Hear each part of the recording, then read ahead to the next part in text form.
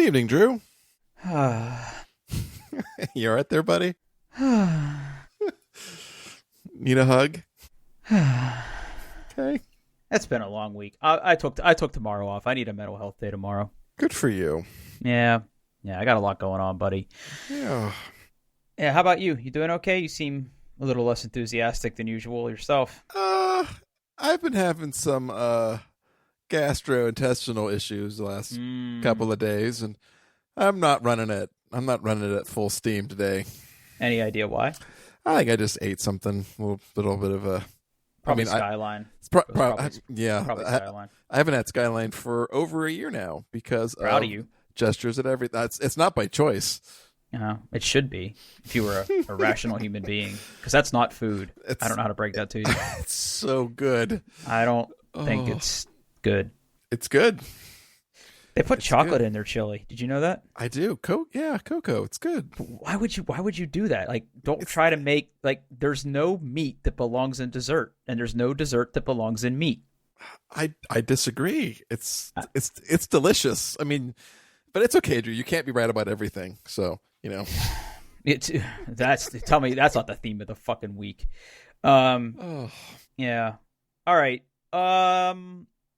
Let's dive into some of our homework here. So last show we talked about doing the Spotify challenge. Yes. Yeah. Can you explain the test, because I read the instructions like 9 times and I'm pretty sure I did it right, but I don't really know. So yes. So I'll put a link in the show notes again, and basically it was a test to see whether or not your ears and audio equipment are would benefit from going to Spotify Hi-Fi. And what the test basically was is it played a snippet of a track, and there was 2 different versions, a low quality and a high quality version. And how the test was performed was you basically had 3 buttons, A, X, and B. And X was either the low or high quality version, and A and B was either the low or high quality version. What you had to do was guess. You had to listen to X and then guess if you thought the A or B version was the same. Now one thing that really tripped me up here, and maybe this was explained in the directions, but I don't remember seeing it. When I would click on A, the music would start playing. Yes. And if you clicked on B, it flipped over to the other track, I think, and kept playing from the same thing. Okay. Yes, that was. I couldn't. Yes. On some of the tracks, I mean, admittedly, look, spoiler alert, this was a really hard test. It was really hard. It was very hard. And at first, I couldn't tell if it was actually flipping tracks. So I probably spent extra time because I would like stop and rewind and make sure that I was actually listening to the other track. Because I really put a lot of effort into this. I truly did. I did up until the 5th track, and I couldn't take it anymore because it was country, and I couldn't do it. I was wondering if you and I had gotten all the same tracks. I didn't know if they were like random or if they were the same. So, okay. So let's just kind of step through this here. So I kept track of the tracks that I listened to, and I kept track of the accuracy of every track, and I clearly did better on some tracks than others. I did too. Mm-hmm. Yeah. Okay. So track 1 was a song by the Killers called "Flesh and Bone." Yeah. And I scored 50% on this test. Okay, I scored 70%. Okay. But even then, at 70%, it said you probably can't. Yeah, you really had to score very high for this website to make you believe that you would benefit from this. So, So Paul, what was the giveaway for you in this track? The cymbals. Yeah, same. Anything that had a high range, I felt like I was able to clearly discern. I was right 50% of the time, which is less than 70%. Okay, so track number 2 was James Blake, Wilhelm Scream. Mm-hmm. I did 30% on this one. I had a real hard time with this one. I did 40%. Okay, I also had a really hard time with this one because there were no cymbals. Yeah. It was just very there was no part of the song that clearly stood out to me. Yeah. Like I would listen to it and I sort of like, so okay, quick recap. I would like listen to the track on one side of the A or B. Like I would, when I got to the new song, I would listen to A. I would listen all the way through. And I sort of made mental notes of regions of the song that I thought I would be able to discern a difference when I got to B. In the first track with the Killers one with the cymbals, that was exactly where I keyed in. Yep. I also I had thought that some of the deeper bass on parts of this song were going to be giveaways, but clearly that wasn't the case because I scored very low in them. Yeah, with this the Wilhelm screen, to be honest, I had absolutely no clue. I was listening and trying to pick things out. And I had a very similar strategy. I would start with one of them and kind of listen and kind of go, okay, this is where I'm really going to focus in. This is the parts that, I think I can tell the difference in. But I mean, to be honest, I got 40% and those are probably mostly guesses. So yeah, I definitely felt like this one was Yep. not good for me. Yep.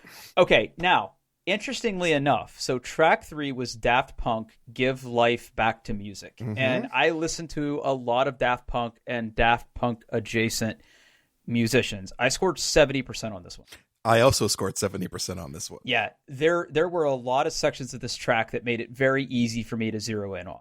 Yeah, and I listened to mostly like some of the percussion stuff, and I was able to especially for me, it was always like cymbals, right? Even though the cymbals were, I think, a little bit lower in the mix than the first track by the Killers, it's still like you can get a crispness that I just, you can kind of tell the difference, even though it was not as dramatic as I would have thought.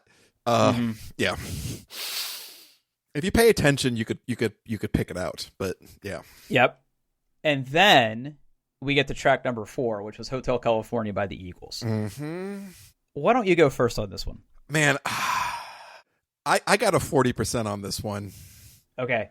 And I got 20. I got okay. 20%. I could just not tell the difference at all. Nope.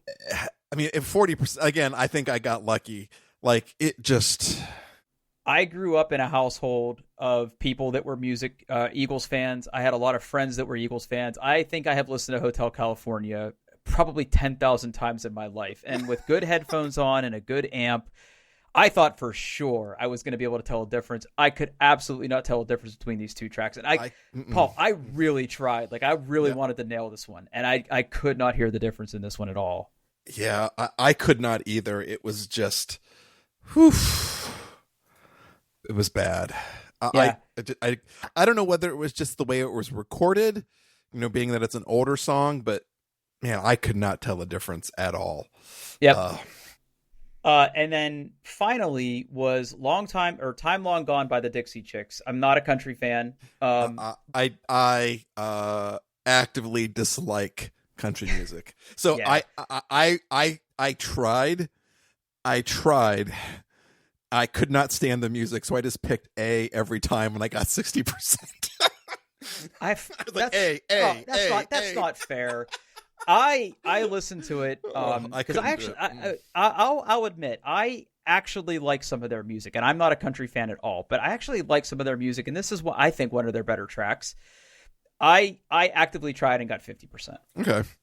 So overall, I was at a 44%. I got a 56% overall. Yeah. Yeah. And time did not permit me to do this on multiple computers with multiple hardware. But I did do this on, my expensive sound card with my expensive headphones downstairs. Yep. And I guess I can't say that I'm surprised at the results. I would say that the point is taken. Mm-hmm.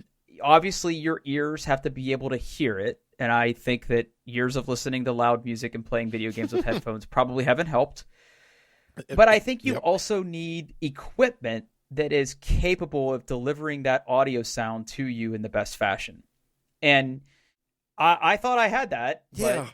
I mean, and I also, I wasn't surprised either. I've basically heard that, unless you're spending, thousands of dollars, on high-end amps and, oh, what are those really weird types of headphones? The magnetic planar. No, not even those. They're like, oh, I'll find. It's like, jeez, they're really weird. And they have like, they use totally different technology, but they cost like just thousands upon thousands of dollars. You can't tell the difference, and also like, I really had to work to tell the difference at all. And even then, when I thought I was right, I was wrong 30% of the time. Mm-hmm. Yeah, I think what this has proven to me is that I can probably safely ignore it. Yeah, I mean, I definitely could type. I mean, I definitely could type. I'm looking for types of different headphones so I can find the name of these. I probably could skip it as well, but I probably won't because I'm a dirty boy. I want it. Yeah. Yes.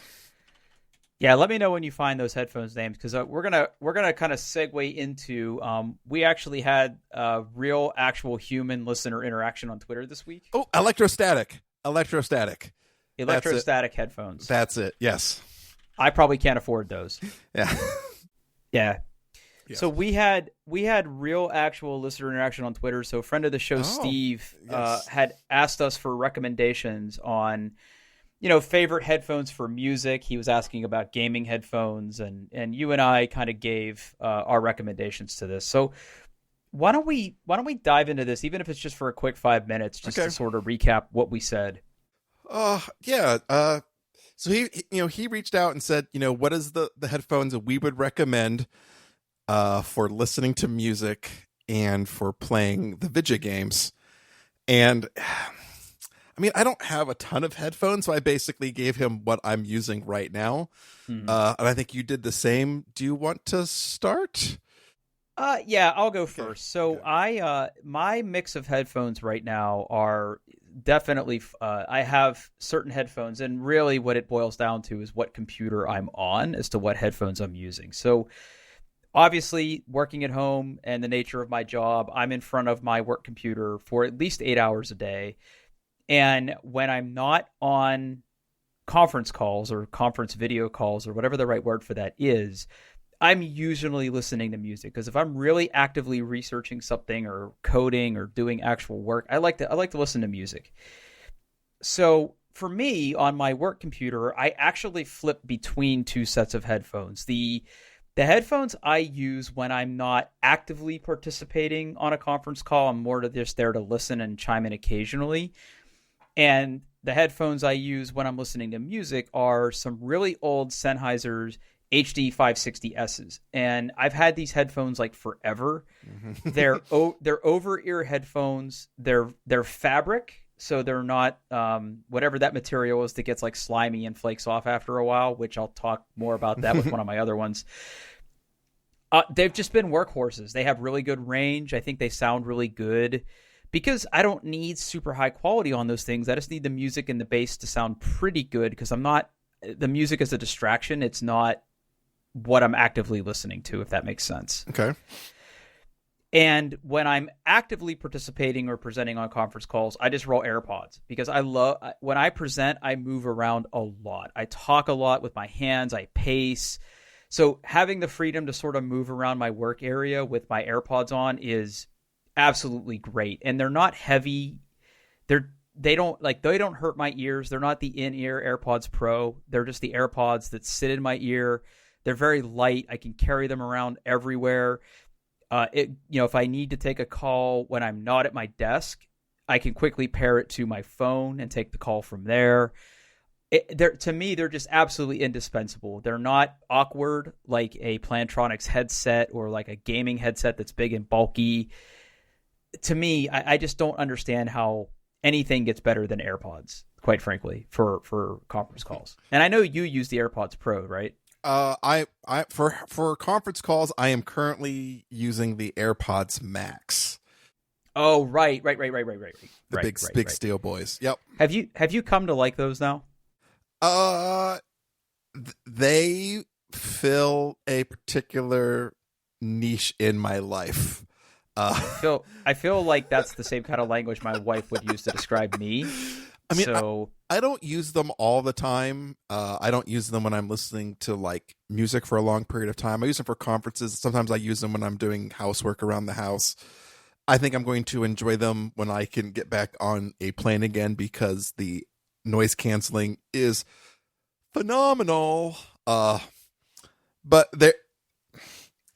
I'm happy with them because they're not my primary headphones.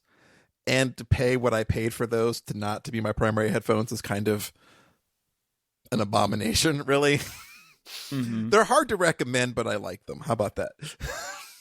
I hear you. Yep. I hear you.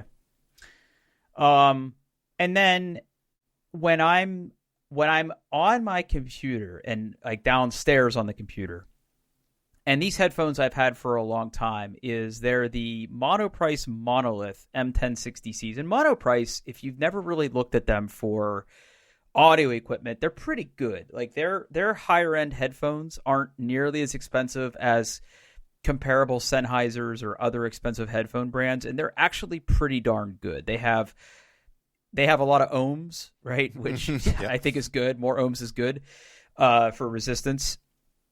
And they served me very well for a very long time. The problem I have with them, and the reason that I've swapped them out for most of my downstairs computering, is because they have they're over the ear as well. I think technically they might be open back. I don't think they're closed back. They might be open back.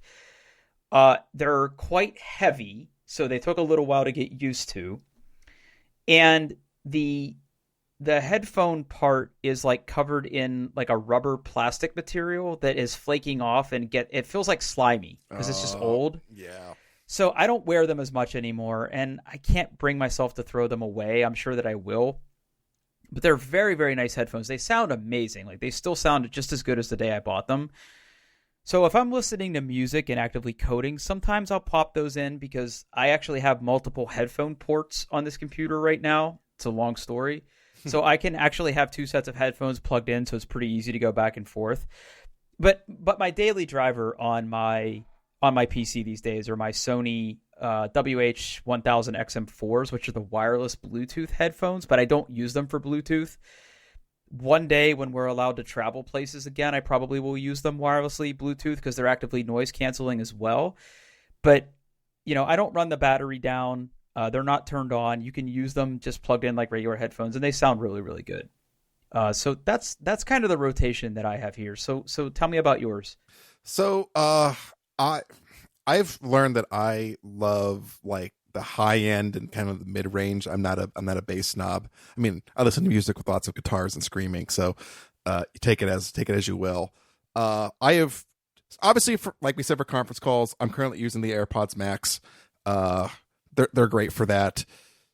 But when I listen to music, I have two different headphones that I use a lot. One of them I have used literally for years, and the other one's relatively new. The headphones I have on right now, they're my beloved Oppo PM3s. They don't make them anymore. They're a nice, simple, closed back, planar magnetic headphones. And if you ask me what planar magnetic is and how they work, I'm like, I don't know, magnets, because it's in the name. I'll let you know that they tend to have better high end and mid range, and that's what I like. The bass can go itself. They're great. I've used them for a long time. I use them so much I actually had to replace the ear cuffs. That was a horrible, horrible experience involving scraping off glue and cursing. Oh, right. It was just awful.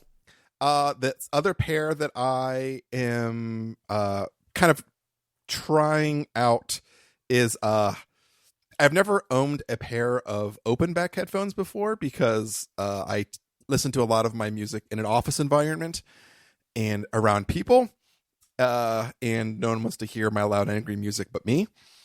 So I'm like, you know what? Now that I'm working at home, I'm going to find a pair of, these are typically, they're mid-fi. They're not, typically hi-fi. They're mid-range, right? They're like $450 or something. It is the Hi-Fi Man HE400i. Again, they're planar magnetic, open-backed. They're a different style. They kind of get that, like, they're big. They're absolutely huge. but they have really, really thick pads, and they're kind of like the ear cuffs are round and very large, and they are just absolutely so comfortable to wear. I could wear those headphones for hours and never notice them. The sound quality is good. I'm not sure I would say it's better than my Oppo PM3s, but given the comfort, I would go for the Hi-Fi Man over them. They do have hella resistance, so do not buy these headphones if you don't already own a headphone amp or are considering it, because you need to crank it for these to sound good at all. And they require, I don't think you could plug these into like your typical generic headphone port on a phone or a computer and have a good experience with these headphones. Right. They desperately need amplification. So just keep that in mind. So those are the two headphones that I listen to music on. Yeah, and I think it does sort of bear repeating that if you are going to invest in a good pair of headphones, you absolutely should invest in a good headphone amp. Yeah, 100%. You don't have to spend a lot anymore. You don't. I mean, you can get some really good. What is it? Drop.com. Have you ever heard of Drop.com? Basically, I don't know what they like. You get on and they buy things in bulk, and you commit to buy one of the things they buy in bulk. I think that's how it works. I don't know. Don't at me. They sell a lot of audio equipment, stuff that they've kind of rebranded themselves, stuff from other manufacturers. Usually we get a pretty good deal on them right now. You don't need anything with tubes unless you're, I don't know, crazy. I mean, yeah. Elitist. And you really don't need to get into balanced headphones unless, or XLR headphones, just, $100 to $400 amp would suit you just fine. Yeah. And, honestly, like if you're just dipping your toes into this, like maybe you have a pretty decent set of headphones and you're just sort of looking to get started. I mean, there's some really just good amps you can get a lot of different places. I think the one that I would probably point people to just at the price point and what they can give you is Shit Audio, SCHIIT. I know, Paul, you have the fullest still, right? I'm currently rocking the Hell. The Hell, sorry, yes, the Hell. Yep, I'm rocking the Hell. It's a great amp. It's what I listen to most of my music on here at home. Yeah. I mean, you can get better stuff, but this one is absolutely fine. It's compact. I don't have a huge amount of space on my desk for a big chunky amp. It's got a spectacular knob. The knob is so good. Yeah. And it's great. Yeah. And if you want to amplify like a headphone coming in, you can do that as well. They actually like advertise it as a gaming DAC / amp. I never used it for that. But the option's there if you need it. Yeah. Yep. It looks pretty cool. I think there's a couple different options you get in terms of colors and things like that too. If you do want to upgrade to something with like, weird requirements on your DAC, or if you have like headphones that have XLR connections because they're studio or something, like I think that for the price and the quality, I think that's probably what I would direct most people to. All of those will drive all the headphones that I think you would need to buy. Yeah. I agree. And feel free to send us any other questions or recommendations, and we'll do our best to get you an answer.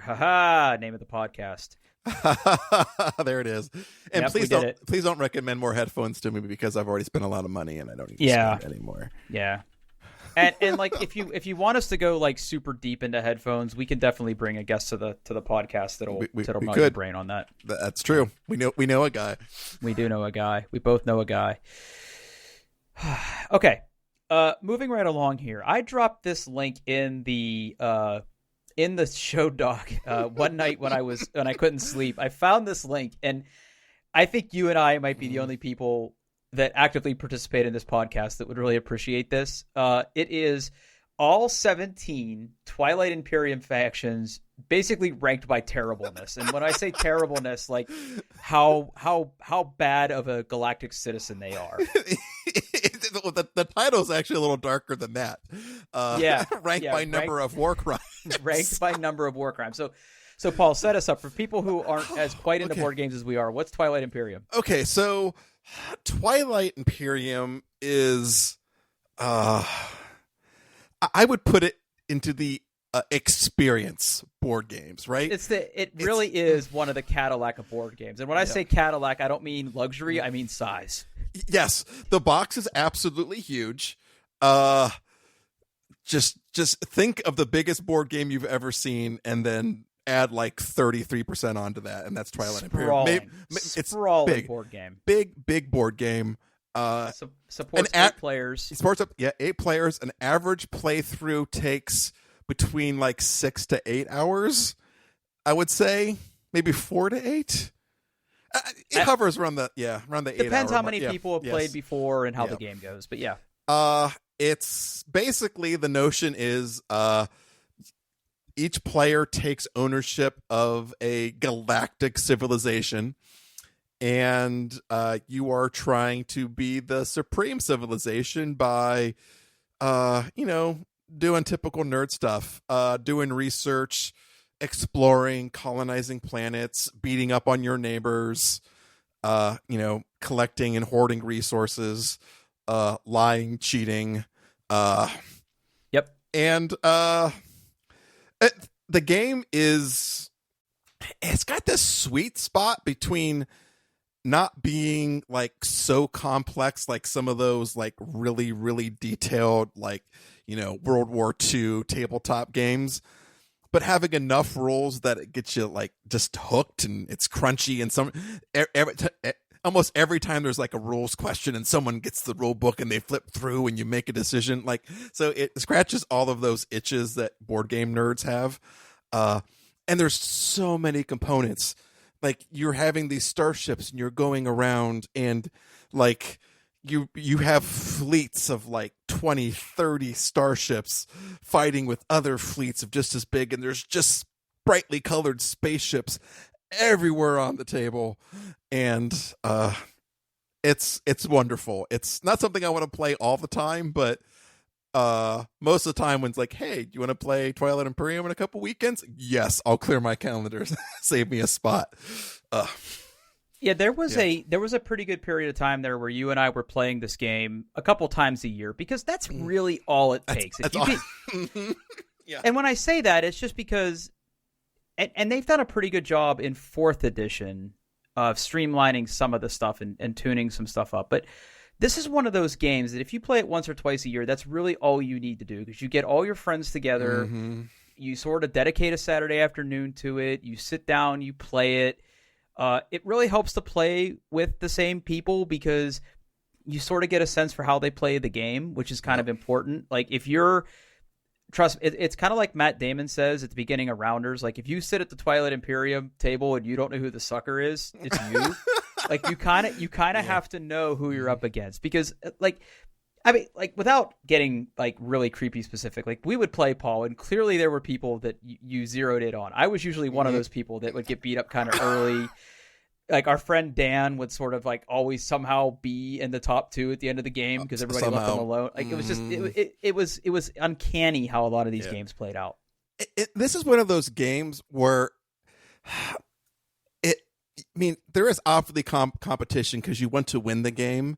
Yeah. But the game can be so swingy, and you can just miss things. You have to be okay with playing the game for the game's sake and not necessarily winning. Or my favorite thing to do, realize you're never going to win and then start king making. It's like, I'm not going to win, but neither are you. You definitely are. Let's do this. Yeah. There's a lot of wheeling and dealing that can happen, especially in the late game. Okay. We could go on and on about Twilight Imperium, but anyway, the reason that I put this in the doc is when you play this game, you play as one particular alien race, and there are 17 alien races in the game, and they all have kind of pros and cons. There's no like one faction that is necessarily better than the others. I would probably say that some are objectively not good to play, but none of them I think would be considered super overpowered. When I found this link, I started to read it, and it became very clear to me very quickly that this is a person that not only loves Twilight Imperium, but has obviously played a lot of it and also spent a lot of time reading the lore of Twilight Imperium. Mm-hmm. Because whenever you choose a race, you get a two-sided player board where side one is the mechanics of the game and it telling you what to do. The entire back of that card is the history of your race. Yep. So this person has put a lot of time into the lore, and what they did is they went in and they basically counted up the number of war crimes that these various races have committed. Mm-hmm. Now, before I got to the list, I very quickly indexed my mind, and if you had asked me to name all 17 races off the top of my head, there's no way I would have been able to do it. No. But there are ones that stand out to me as very good and very bad races in this game. Uh-huh. And I absolutely nailed the one that was the most peaceful. Oh, and yeah, okay, yes. That one was easy, right? And it's the Zasha Kingdom, which are basically giant galactic space turtles. Space turtles. Really into science. Yeah. Yes. It's exactly what they sound like. They're very peaceful. They have a lot of things that don't lend themselves to war, and their lore sort of meets it out because they have zero offenses. Yep. But what I found really interesting about this list and the way that he did they did the organization, because I don't know if it's a guy or a girl, they did the organization, is the races weren't necessarily sorted by the number of offenses. They really went into context. The severity of the offenses. Uh-huh. I'm looking at you, Federation of Soul. Yeah, because number 3 has 12, number 2 has 5, and number 1 has a whopping 17. Yes. But when you look at the one that's number 5 and you look at the nature of the atrocities, yes. Oh, buddy, it's really bad. Yeah, so number 1 was the necrovirus, which I didn't have that one for some reason. I thought it was going to be Barony of Letnov just because of the shrewdness of their race. But yeah, necrovirus coming in at number 1, I guess I'm not surprised, but I guess I am a little bit. Anyway, if you have a passing interest of this, I encourage you to go to the show notes and read this. It's actually a pretty good read if you're into board games and especially Twilight Imperium. I thought it was just really well done. Obviously very well researched for something that isn't real. Yeah, someone spent a lot of time reading the fiction in all these editions of these games to get this list. Yeah, this is a labor of love. And it was a pretty good read in my opinion. Yeah. I haven't read all of it. I kind of jumped around, but it's in my Instapaper queue to fully read at some point. So and your Instapaper. Yeah, that's where things go when I want to read them later. All right. Moving right along then, so we don't spend too much time on that. You want to recommend 3 episodes of a podcast? I do. But before I set up these 3 episodes, I kind of need to tell you where they came from. Okay, so there's this guy, Jason Snell. He's a prolific writer. He focuses on Apple and Apple technologies. He writes at sixcolors.com. That's a reference to the original 6-color logo of the Apple logo. Okay, so he did this project in 2020 called 20 Macs for 2020.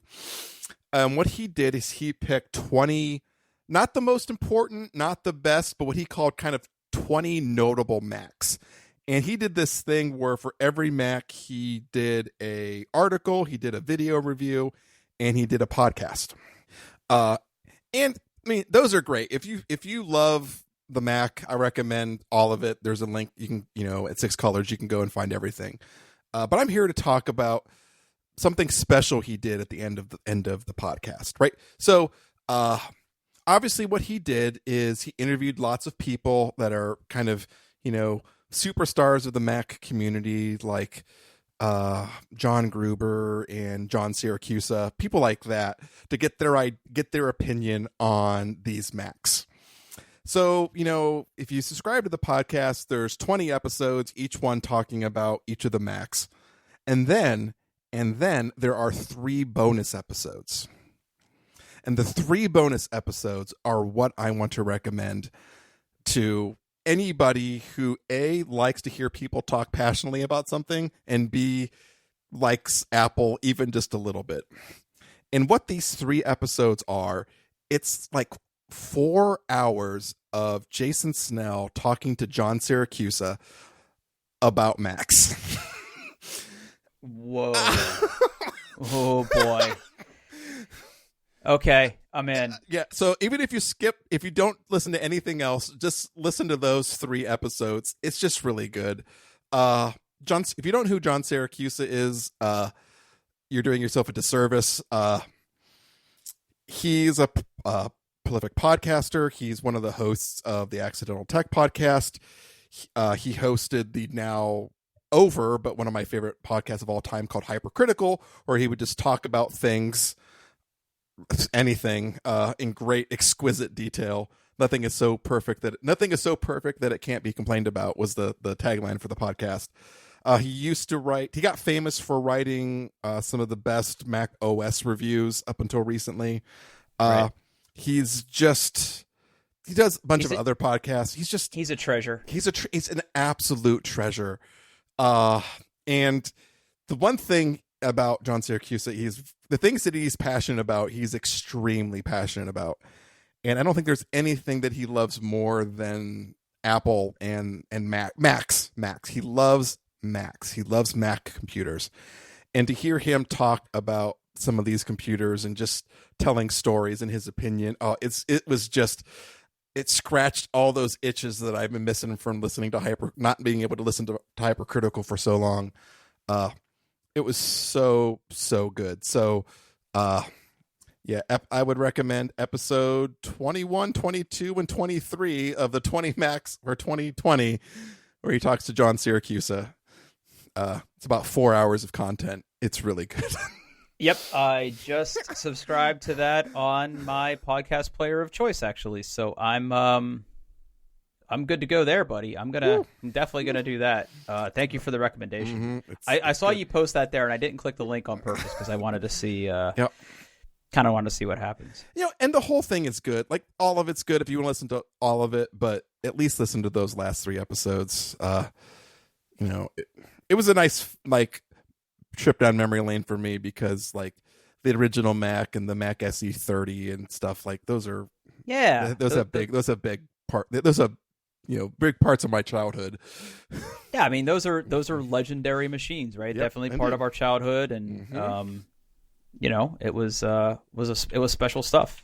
Yep. Oh, whew, boy. I got a question for you, Drew. Yeah, what's up, buddy? How's the house hunt going? Really, really bad. Oh, no. Yeah, well, okay. Again, if you listened in last time, you probably remember that, I'm looking at getting a new home. And, man, where do I even start with this? So I think last time when we left this off, I was going to go meet with some builders. And, I think I made mention on here before that we're really trying our best to stay in the Dublin area. We love where we live. Our location right now is just freaking phenomenal. If our house was just a little bit bigger, we would never move. We're so close to everything. It's a really desirable location. It's a great house. It's served us very well for the 13 or 14 years that we've lived here. It makes me a little bit sad to want to leave this house, if I'm honest. Yeah, makes sense. But at the same time, we definitely need something a little bit bigger. Working at home has really illustrated to me the need to have an office, but I'm not willing to give up one of my bedrooms to do it. So I've sort of been working out of my living room / den. We just need a little bit more space. Now, our home right now is not very big square footage wise, and we're definitely not looking for some huge 3,500 square foot house, because it's literally just me and my wife and a small dog. We don't have kids, but we do want space to be able to entertain people for board game nights, or have people stay over if they're coming in from out of town, and having an office and a place to work out in the basement. There are certain things that we're looking for in a home. So anyway, market being what it is right now, there's just not a lot of homes available. The homes that are available are not staying on the market very long. And add in the fact that here in Dublin, the property tax is at 2.6%.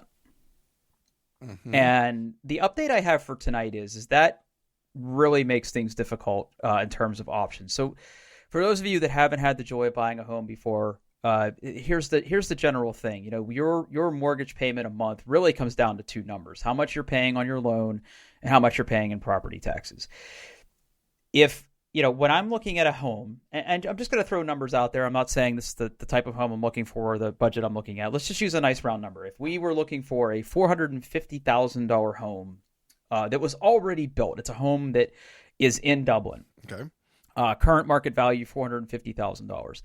Really, what it comes down to is what year the house was built. Because when homes are built, or usually when homes are built, let me back up. Usually when homes are built, your tax assessment is based on the value of the home when it was built. So a lot of these homes in Dublin, especially the ones that were built mid 90s to early 2000s, I'm seeing average property tax on these homes is usually between $8,000 and $10,000 a year. That's significant. Which is a lot. Yeah. It's pretty significant. But you have to understand is that part of the reason we like living in Dublin is it's a pretty nice community. Schools are really good. The green space and the city amenities and everything. It's a pretty desirable place to live. So I get it. And this is coming from a kid who grew up in a municipality in like the armpit of the Rust Belt of Pennsylvania, where we also paid taxes, but all our roads had potholes, and we certainly never had any new trees planted. So I don't know where all that money went when I was paying those taxes, but the mafia. You're probably not wrong. But I see what this money gets me here, and I'm totally okay with it. You get a lot for your tax dollar in Dublin. I will give you that. You really, really do. Now, the budget-minded people in our lives are telling us that we don't need Dublin, and they're not wrong, because a lot of the people who are moving to Dublin are moving there to put their kids through school. That's the primary reason people are buying into Dublin is for that reason. And and the reason for that, right, is because the schools are really good, and a lot of these homes that are for sale are bigger homes designed for bigger families. So to put things in perspective here, so we went and met with a couple builders last weekend, and I had a really bright idea that turned out to be a complete disaster. Oh no. So here's what happened. There are a series of new developments that have sprung up and have been being built out for like the past 2 years, and they are relatively in the northwest corner of what is still considered Dublin. So they're a little further out than where we live now, but they're still in Dublin. And depending on what it is it's this huge community with a bunch of different subdivisions in it. And depending on which subdivision you're in, determines how big of a house you can build, what the deed restrictions are, if there's a clubhouse, if there's huge HOA fees versus not. So you're a little bit spoiled for choice in sort of what's there. And what made me sort of excited to explore this is the zip code is not a Dublin zip code. It's actually Plain City, Ohio, which is just a little bit west of where we live now. And Plain City is actually by area pretty large, but not very densely populated. So in my head, I thought, well, that's not a Dublin zip code. It probably isn't Dublin taxes. I couldn't have been more wrong. It actually still is Dublin School District. So all of my calculations were 100% inaccurate. And when we sat down and started pricing out homes and options with some of these builders, my budget it wasn't going to work. I mean, we were going to be paying $700-800 a month in taxes alone on top of our principal and interest, and it just wasn't going to work. I mean, I wasn't going to go broke, but I wasn't comfortable paying so much more than what I was paying now. And granted, we do not pay a lot for our house payment right now.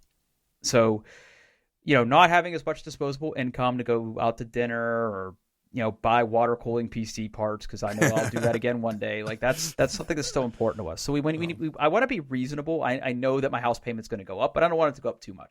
So that was really distressing. It was a little bit disheartening because, I just wonder, am I not doing something right? Because I feel like other people can afford to do this stuff. And it just made me kind of upset. It made me feel a little inadequate. It made me feel like I couldn't make all this work. So I was talking to my real estate lady. She's fantastic. If you ever need a recommendation in Ohio, I can hook you up. And, she's been sending me listings for the areas.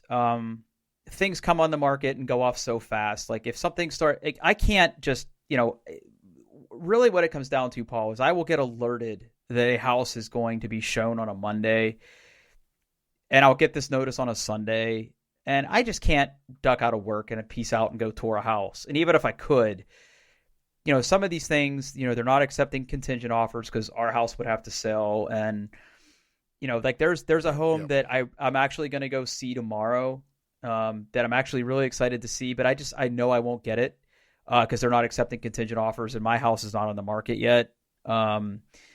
It's just all just blah, Now I will say, okay, so the one thing I also am going to do this weekend is in that zip code I mentioned, that 43064, there are a few developments, again, kind of in this little pocket corner of Dublin. And some of these developments do straddle the Dublin School District line. They're not a Dublin address. They're a Plain City address, just like the other ones were, for what it's worth, even though they were still in the Dublin kind of area. But literally, depending on what lot you build in some of these subdivisions, determines one of three school districts. Dublin, which means you'll be paying that 2.6% property tax, or Jonathan Alder or Fairbanks Local. And if you're in those other two school districts, the property taxes are literally half. They're 1.3.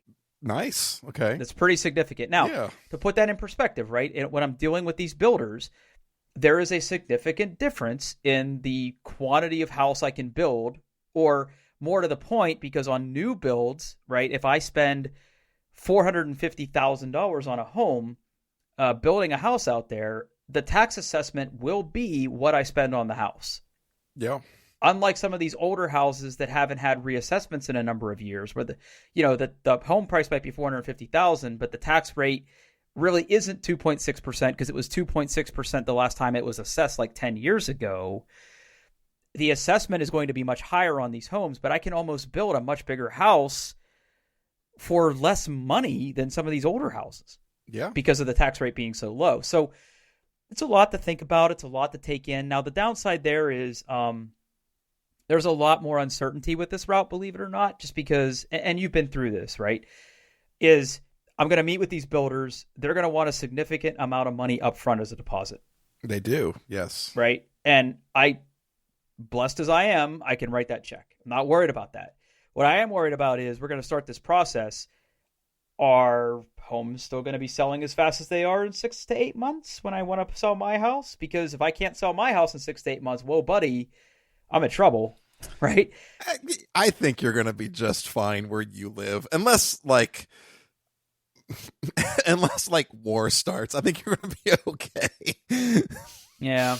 I mean, I want to think so, right? But I'm basing a lot of my calculations off of certain numbers. And as long as I can still get close to those numbers, I think I'm going to be okay. I was actually looking at this right before we got on the phone tonight. Let me see what that came out to. Yeah, the property tax is just so much lower out there that it just makes it so much easier. So I looked up the percentage property tax where I live. It's 1.19%. Wow. That's pretty good. It's pretty low. Yeah. Now the only thing here is the county is constantly reassessing everything, man. So if you add on to your house or something, they know about it and they're like, taxes, baby. Whoop whoop. They love to reassess. But yeah. And God forbid, right? And again, I can't tell you how privileged this is going to sound when you say it out loud, but if I were to go and, meet with one of these builders and we decide to do this and I write all these checks and God forbid something does happen, I'm still going to be okay because it's just coming out of savings. It isn't coming out of my checking account. I'm not wiping myself out to do it. Hopefully I still get rewards at the end of the year that can offset some of this. I'm going to be okay, right? It's just, it's really going to ramp my stress as to when should I put my home on the market, depending on whether or not they hit delays, and do I want to move twice, or I need to start getting crap out of my house and getting my house ready. And it's a lot of stress I don't necessarily need in my life this particular minute, but at the same time, we're ready. We definitely want to move to a bigger home. We're ready to do that. So yeah, I don't know, man. It's tough. It's stressful because your house is where all your stuff is, and yeah, you need a place for that to go continuously from one place to another. So yeah. And like, I don't know how much more work to do to this house. Like, there's a couple. Like, I'm obviously gonna paint a few scuffs in some walls and patch like a few little like knocks in my drywall and stuff. But do I really want to replace more baseboards? Do I want to replace doors that haven't been replaced? Yeah. Or we totally, like, for that, because we knew we needed to do some things. We totally asked our realtor like what we should and what we should not do, and they were like, "Nope, don't do that. Don't do that. I got a guy. He can put a fresh coat of paint on and lickety split." And he was very like if it sits on the market for a little bit, we can end up doing more. But he was absolutely right. We did almost practically nothing, and the things that we did do, he had contractors like ready to go for a good price, for a comically good price. And the house was like, we were in contract like in 3 days. Wow. Like, yeah. Wow. Yeah. Wow. Yeah, it went really quick. I literally think there was a family that was like literally just waiting for our house to go on the market. They had family in the same development, and they kind of got a whiff that we were going to be moving, and they like, "Yep, I want to move there to be closer to my." I think there was their grandkids, so like when the house was on the market, like they were like, "Yep, ours, take it." Yeah, I would like to think that we're still going to be able to get pretty good value for our house in 6 months, but it's just such an unknown, and I just think I need to take it on faith that it's going to work. But we'll see. Yeah. I mean, more to come this weekend. I don't want this to turn into the real estate podcast, but it's something that's really stressing me out. And with all the other stuff that kind of went on this week, it just really wiped me the hell out, man. Like it just totally just knocked me on my ass a bit. Well, you enjoy your long weekend and maybe get some video games in. I mean, yeah, that's probably going to happen. Good. That's probably going to happen. Yeah. What do you say we wrap this one up? Let's do it. As always, you can find us on the internet at doingtheirbest.com. You can reach us on Twitter at doingbestpod. You can contact me on Twitter at Paul Baylor. And where can we find you, Drew? Yeah, I'm on Twitter at Pittfurg, Pittfurg. Yeah, you are. All right, everybody. Thanks for listening. Thanks. God damn it. Thanks for listening. So good. You're so good at this. You were doing so good. You were doing so good. Thanks for listening. Oh.